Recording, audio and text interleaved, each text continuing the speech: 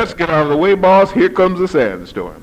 It means that at least 6 months out of that year, they could not build. And until that daggone thing got to be at least 100 feet high, they had another game they played after a sandstorm. It was called, Let's Go Find the Pyramid. Here's this walking wall of sand. Here's a pyramid. It's just being constructed. Here are all these people working around like mad. Here comes a sandstorm. Whoosh. Where's the pyramid? They just ran back to 15 miles to Cairo out of breath. They beat the camel because the camel can't move too fast in that kind of sandstorm. And then they waited out and come back. How much downtime do you think there was lost there in 20 years' time? Or since that gang boss was so rough, maybe they just worked in a sandstorm. Huh? If I believe the other, I guess I can believe they worked in a sandstorm. Can you? We only got 20 years. Schedule, we're behind schedule. Forget the sandstorm.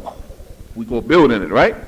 How did they light the interior of the pyramid since they had no electricity once it got up past the 200-foot site and once they built the exterior walls? How did they light it? They have not found, torched the first inside there. They have found where some of the Arabs went in there at one time and left it. They found where some of the Europeans went in there at one time and left it. They have found not even lighters or any type of holders for torches inside. Plus, they couldn't get enough air in there anyway. How did they see? How did they see? Questions that everyone should ask, any child should ask, any adult should ask when they tell you it was built by 100,000 slaves 20 years for the Pharaoh Cheops. They say one picture is worth 1,000 words. If you can get your cameras ready. Before we go further, I want to share something with you. This is Halliburton's Book of Marbles. Can you still hear me? I want to first open it to the 200-ton stone. That's what they moved 6 of them. That's a man and that's a donkey. You get a better appreciation of what they're saying, and you believe? No, I'm sorry, you didn't believe it. That's just one of those 60. That's what you call 200 tons worth of stone. That's a rock. That's a rock. Here is a picture of just one side of the Great Pyramid. One side. That's without the lime casing, the limestone casing. One side. 2,500,000 blocks of stone. Smallest one, weighed the size of a big car. Once they finished this, they were so tired, they were so worn out that they turned around and built 2 more.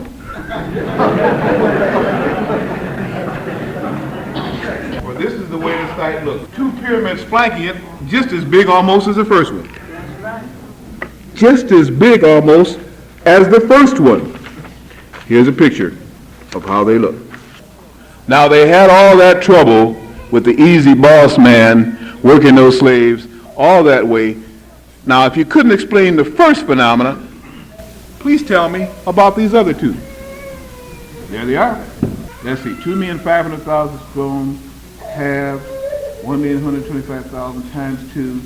So we got close to 7 to 8 million stones, weighing guesstimated 15 million tons.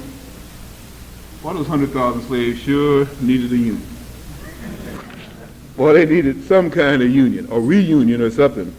That was so hard for them that then they went and built a monstrosity in front of the big one called a sphinx. By that time, everybody felt so sorry. All the other labor unions joined them and they pooled their resources, right? Out in front of it, I'm going to show you a picture of the sphinx in just a minute. This particular sphinx is 32 feet at its height, 240 feet long, made and carved out of one solid piece of granite. One solid piece of granite. You doubt it? Here's a picture of it in its bed. A solid piece of granite carved in the shape of a monstrosity. I say a monstrosity because it's got the head of a man with a beard. It's got the talons or so of a bird. It's got the claws like a bear. It's got a tail like a pig. It's got wings and scales and skin, all carved on. 240 feet long, 32 feet at its height. Now they got tired of doing that, and it got so easy to them, they just liked work after that. They had a work ethic out of this world, so they said, let's just do everything. They did. It's very interesting. I want to come back to this book. There's another book by one of my favorite people, and if any of you have ever heard me speak before, some people are now jumping on the bandwagon. This is a man that I was expounding back in, 63, J.A. Rogers. See, a lot of scholars don't want to deal with him.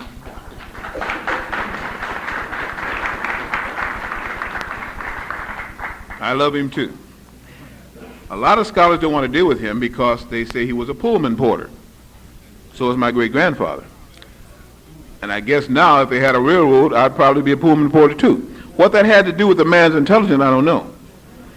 He traveled around the world, he debated senators, he wrote 9 books, published all of them because nobody would publish his works because they were too strong. So a lot of these little bit of educated scholars, or a lot of educated scholars, don't want to deal with J.A. Rogers. J.A. Rogers is my man for one reason, if no more. He took pictures.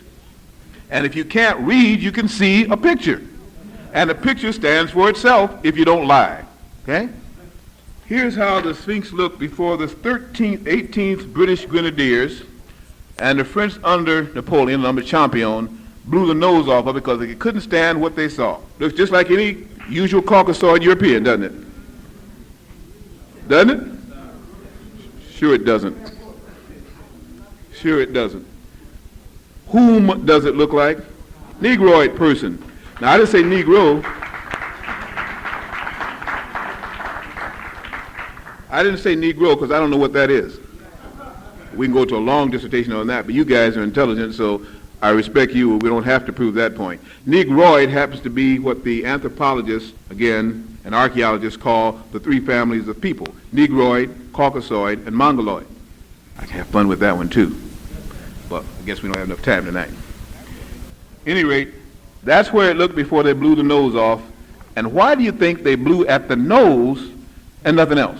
The hardest thing to do is to take 3/4 truth and 1/4 lie and weed it out. Tell you a whole lie, you can reject the whole thing.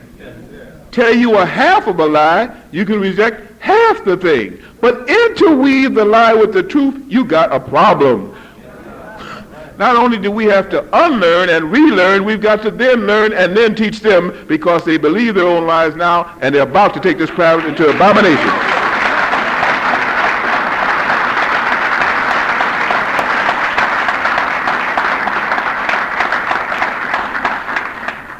They say that Cheops called for its construction. Understand that the man's name wasn't even Cheops.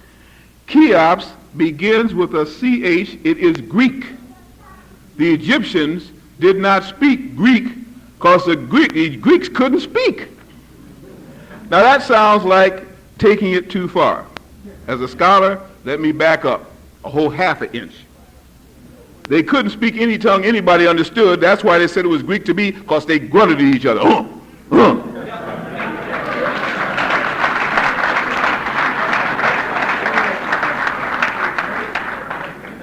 They came in with the Macedonian because I refused to call him Alexander the Who.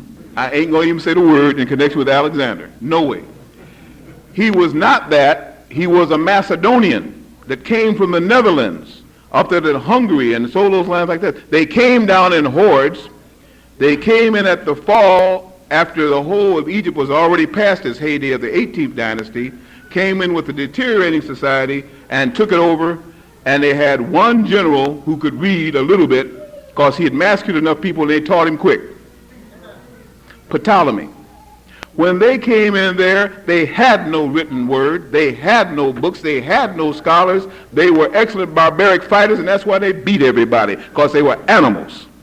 And you read your true history about the original Greeks. Some people still think that the Greeks taught the Egyptians. I heard a little girl of my color carrying melanin say that the Greeks probably taught the Egyptians.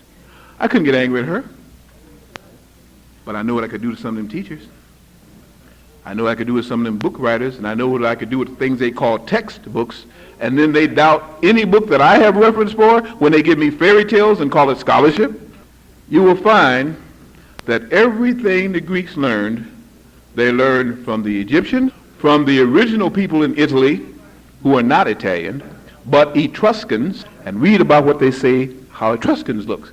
They carried melanin with them. See, I like this new phrase now, melanin carrying capacity.